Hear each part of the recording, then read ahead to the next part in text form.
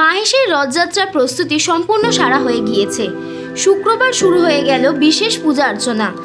আমরা জানি পুরীর পরে বিশ্বের দ্বিতীয় বৃহত্তম রথ হুগলি মাহেশের রথ। শুক্রবার বিকেলে বিশেষ পুজো অর্চনা এবং হোমযজ্ঞের মাধ্যমে হুগলির মাহেশের ভারতের দ্বিতীয় বৃহত্তম জগন্নাথ দেবের মন্দিরের মাথায় বসল নীলচক্র। এই অনুষ্ঠান উপলক্ষে শুক্রবার সকাল থেকেই ছিল মাহেশের জগন্নাথ মন্দির চত্বর উৎসব মুখর। এই বিশেষ দিনটিতে সকাল থেকেই ভক্তদের ঢল নেমেছিল নবনীলাচল মাহেশে। পণ্ডিতদের মন্ত্রোচ্চারণের মাধ্যমে অনুষ্ঠিত হয় বিশেষ পুজো, হোম এবং যজ্ঞ। দুপুরে প্রভু জগন্নাথ দেবের ভোগ বিতরণ করা হয় ভক্তদের মধ্যে। এরপর আসে সেই মহেন্দ্রক্ষণ।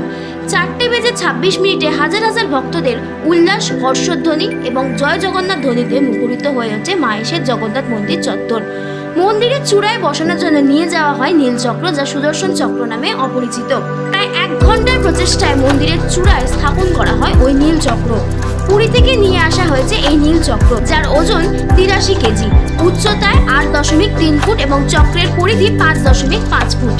এই বৃহৎ অষ্টধাতু দিয়ে তৈরি সুদর্শন চক্র সমস্ত জনগণের মঙ্গলের কামনার জন্য স্থাপন করা হয়েছে মন্দিরের চূড়ায়। ব্যাপারে বলতে গিয়ে মাহেশ জগন্নাথ দেব ট্রাস্ট বোর্ডের সম্পাদক পিয়াল অধিকারী বলেন, পবিত্র অষ্টধাতু তৈরি এই নীলচক্রটি মাহেশে আনা হয়েছে পুরীধাম থেকে গত 15 দিন আগে। এই নীলচক্র আমি নিজে পুরীতে গিয়ে নিয়ে আসি।